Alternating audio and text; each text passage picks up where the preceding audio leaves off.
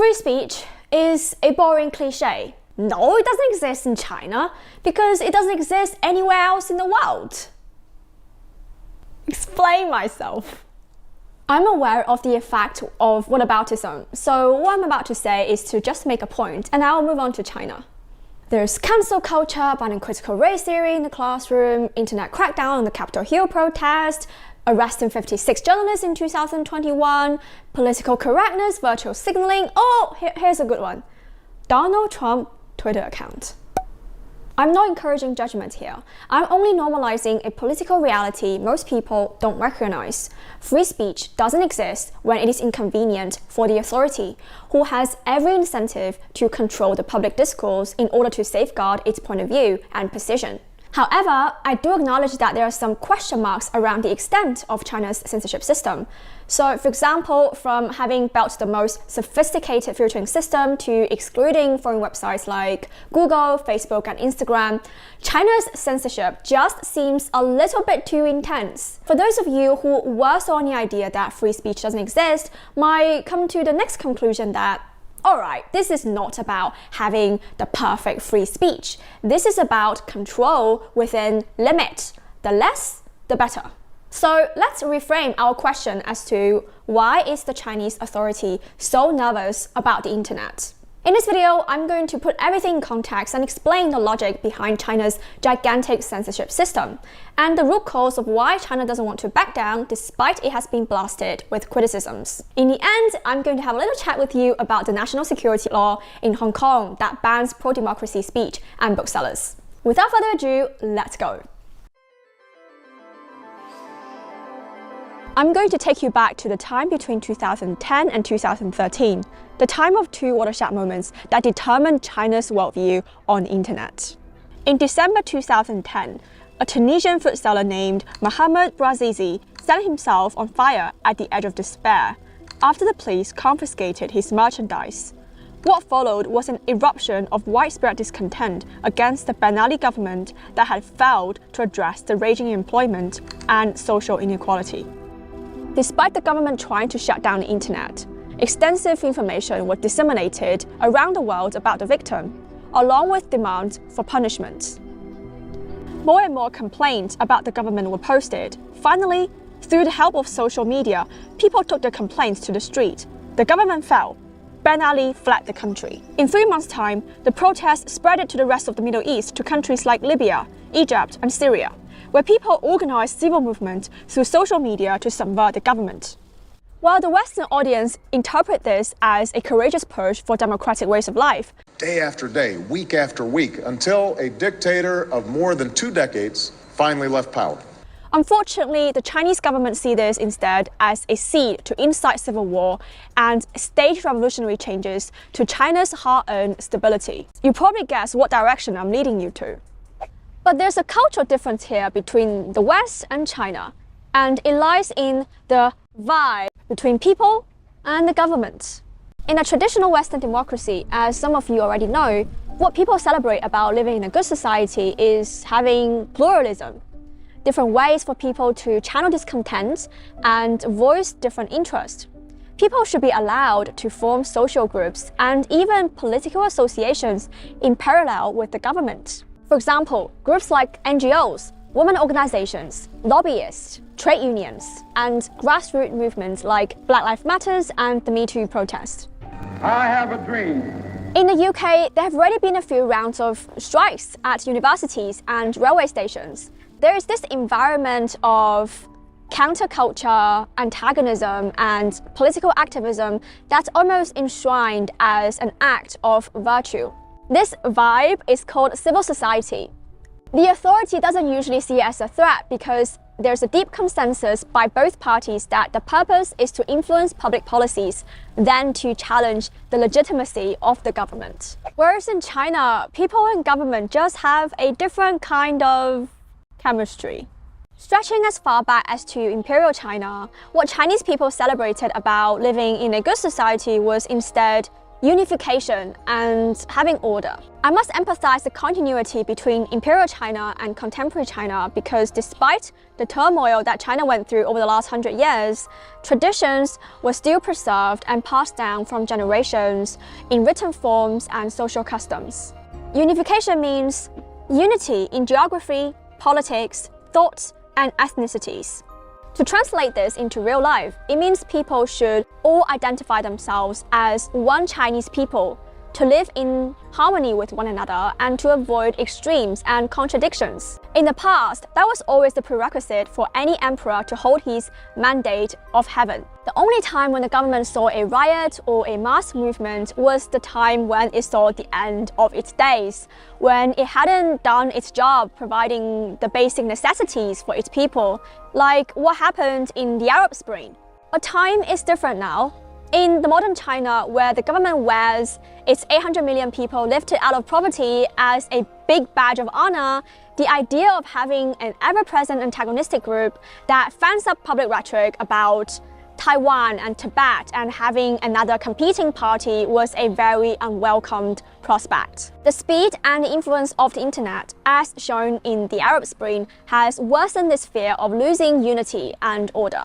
I know at this point some people are like, oh, you're just talking the theories here. Let's fast forward to 2013. 3 years after the Arab Spring, Snowden revealed to the world that America's National Security Agency had been working with the UK, Australia, Canada, and New Zealand as the Five Eyes to spy on the rest of the world. And they're getting everyone's calls, everyone's call records, and everyone's internet traffic as well. The US government co-opts US corporate power to its own ends. Companies like Google, Facebook, Apple, Microsoft, they all get together with the NSA and provide the NSA direct access to the back ends of all of the systems you use to communicate, to store data, to put things in the cloud, and even just to send birthday wishes and keep a record of your life. The verdict was reached. China believes that the West, especially America, including its private companies and organizations like the National Endowment for Democracy, can never be trusted. Just to be fair here, this sentiment is kind of similar to how the US now feels about China's Huawei. In this case, China became convinced that the Western organizations like Facebook and Twitter were backed up by the US government, playing a black hand at encouraging subversive movements in the third world, particularly through providing financial and technical support to pro-democracy, anti-government activists.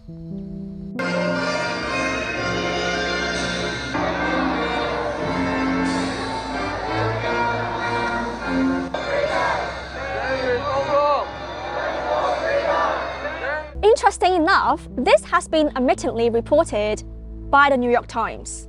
The United States democracy-building campaigns played a bigger role in fomenting protest than was previously known.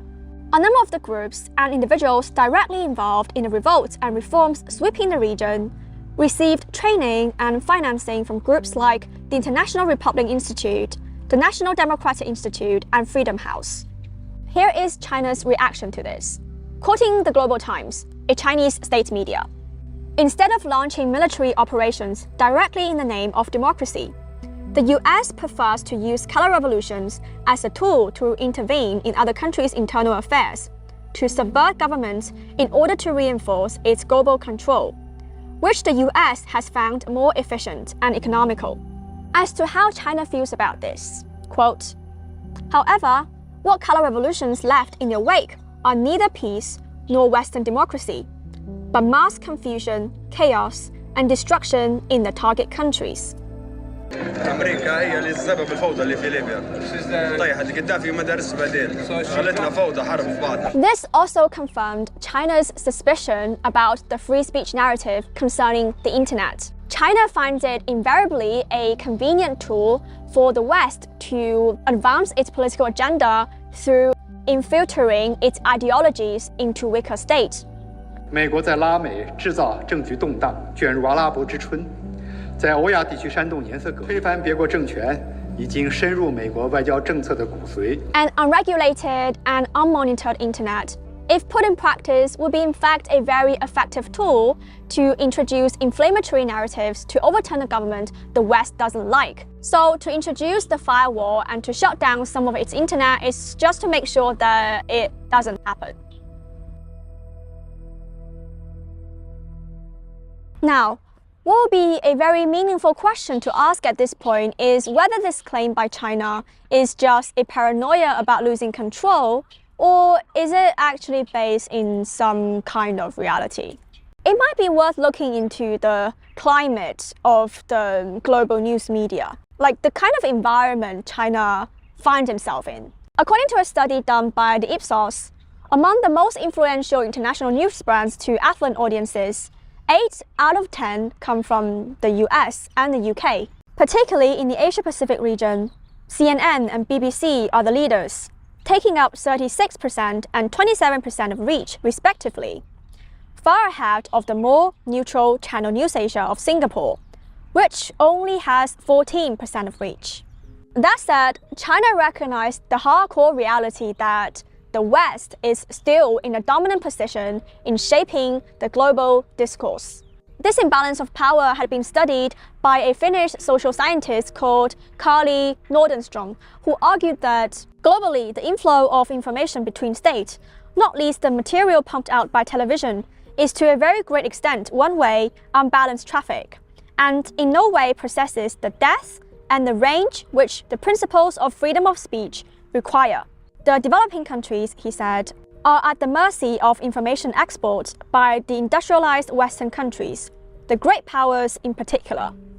Needless to say, English, or the English ways of looking at the world, has absolute monopoly over how a culture or any culture is understood on a global scale. Now that the West sees China as a political rival, China now understands the internet as a sphere for cultural war where America, as well as its allies, are committed to taking full advantage of the power of its media to portray China in a negative light.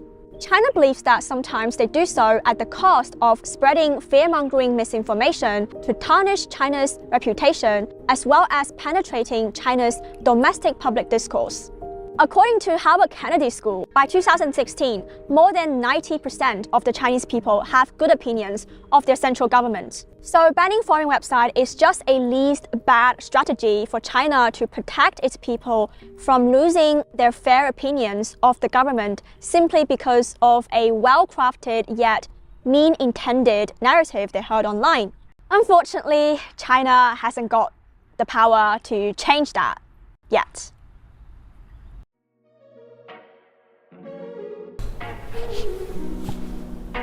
Where's my water?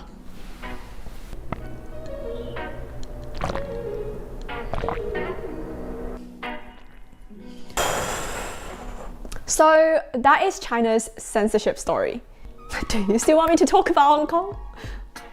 Alright, I'll be real quick. In 3 sentences, how's that?